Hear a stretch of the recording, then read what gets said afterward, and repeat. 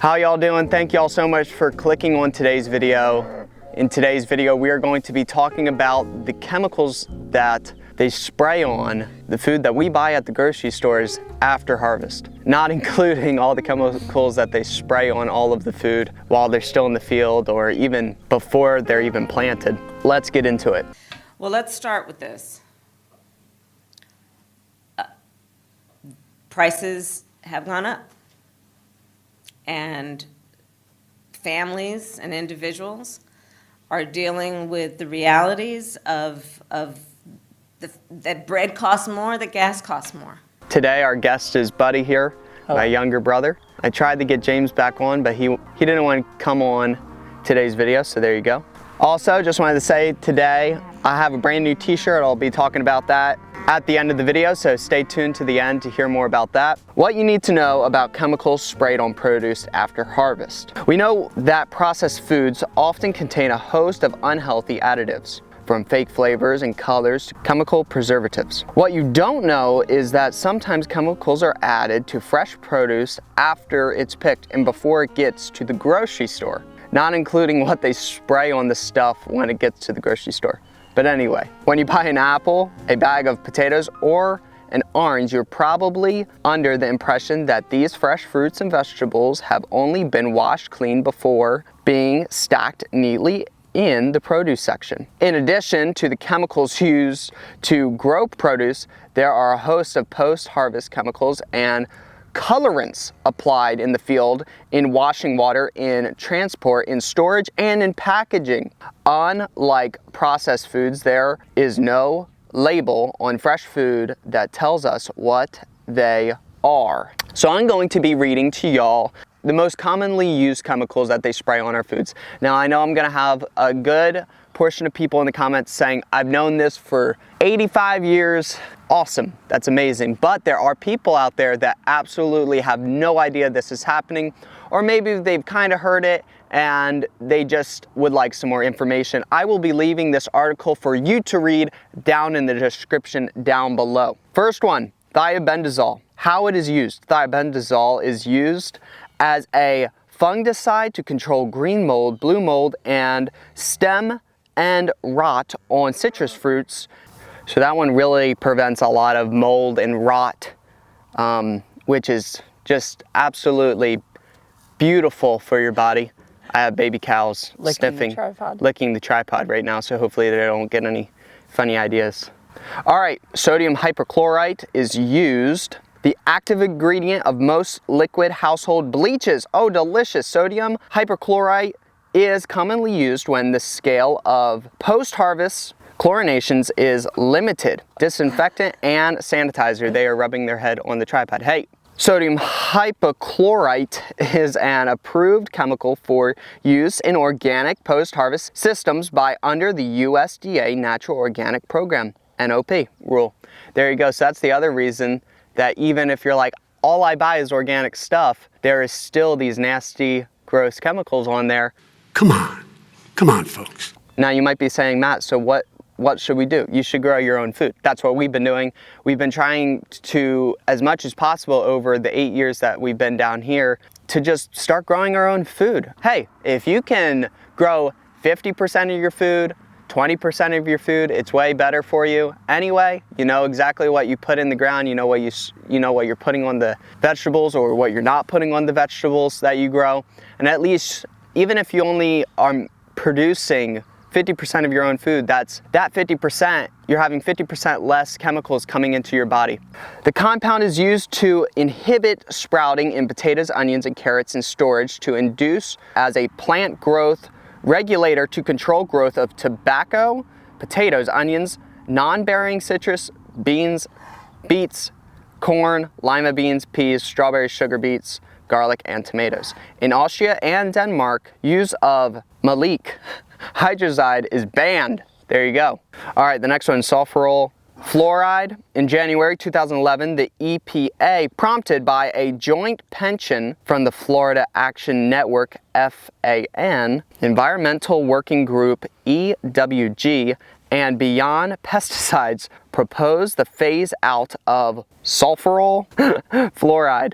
The pest-free Food Supply Act seeks to prevent the proposed phase out of SF from taking effect. In 2014, the use of SF used in food production was protected, and it is still being applied on harvest. Man, that's crazy. Okay, how it's used. Fumigated, applied to stored crops after harvest, leaving significant amounts of fluoride on treated foods. As we already know, we have so much fluoride in everything and on everything. One of the easiest ways to get fluoride out of your life is to start filtering your own water. And we have a whole house filter. So even there's been lots of studies done how it's really, really bad for you to be taking showers with fluoride because, and as you know, our skin pretty much absorbs everything that is put on it. So we gotta be very careful on what we put on our skin. All right, fluoride is a neurotoxin, awesome. Reduced IQ in children and animal studies showed that the brain is the main target for SF's effects, and fumigation workers who use SF have been found to suffer impaired cognitive function. There is a growing consensus that American children are exposed to too much fluoride in part because of the use of SF. Here's another crazy one. Coloring. The use of artificial colors is sometimes permitted in order to improve the appearance of a fruit. For example, an orange may have artificial color added to the skin for cosmetic purposes. Food additives. A number of compounds are permitted to be added to processed produce, preservatives to alert texture, or for cosmetic purposes. Here's another crazy thing that I found too. Organic baby food. Is it worth the cost? The Alternative Health Journal recently studied over 100 baby foods and found that many contain ingredients that are not necessary to a baby's diet, let alone health. Results concluded that many commercial baby foods contain high quantities of sugar and trans fats. Not that many of you are going to die, so don't worry about it. Come on. Both ingredients that are not considered to be healthy for adults, much less babies. Even organic brands are not exempt from this, as one popular organic baby food brand was shown to contain high sodium levels.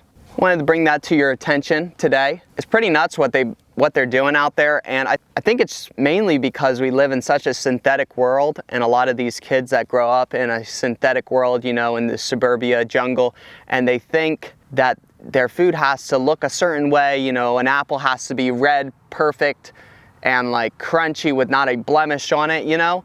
So if they don't have these apples that look pretty much synthetic and shiny, perpetually shiny, that, you know, they're just not gonna sell. So they have to spray all these disgusting chemicals on it, which, like we were talking yesterday about honeybees, which go check out yesterday's video. It's about the world's first vaccination for honeybees. It's pretty crazy. We talked about some other things on there, but just like they're making our meat very artificial, I mean, they're stinking 3D printing it, but just even cows and feedlots are so artificial by the probiotics and all the nasty disgustingness that they've been doing over there to the cattle industry. We can't get a break. And the only thing that we can do as consumers is take back the power that we've given to these people. Come on.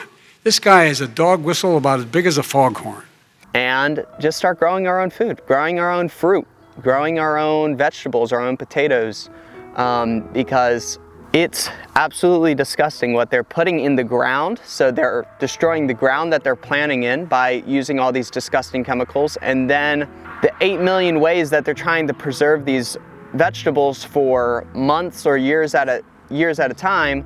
So then, you know, at any time of the year, if you ever think about it, any time of the year you can pretty much get any type of produce. It might be a little bit more expensive, but whenever you want to, you can get apples. Whenever you want to, you can get oranges, all these different things.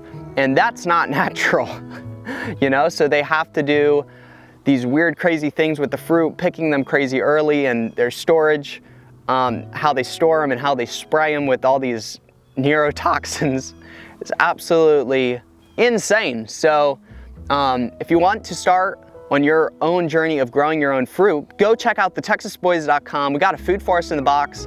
Comes with big cuttings, peach cuttings, mulberry cuttings, all types of awesome stuff. You can start your own food forest in the box. We have over 400 fruit trees in a little 2-acre section, and it's been amazing, y'all. And it's an amazing experience to grow your own food. It's very satisfying, very pleasing. It's how God designed it. Highly recommend go checking that out. Also, I got a new t-shirt. Hopefully y'all can see it. It says, "He must increase, but I must decrease." John 3:30. Go check it out. New t-shirt. I loved it. And I was like, you know what? I'm gonna make it.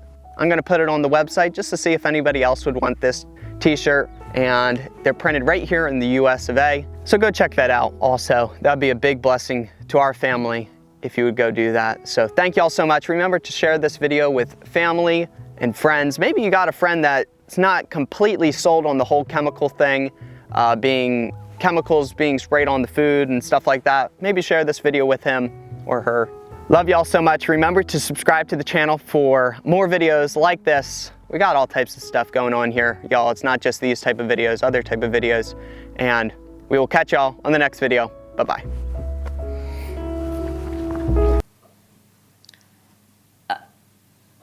Prices have gone up. Because I'm smart. I know how to game the system. Come on.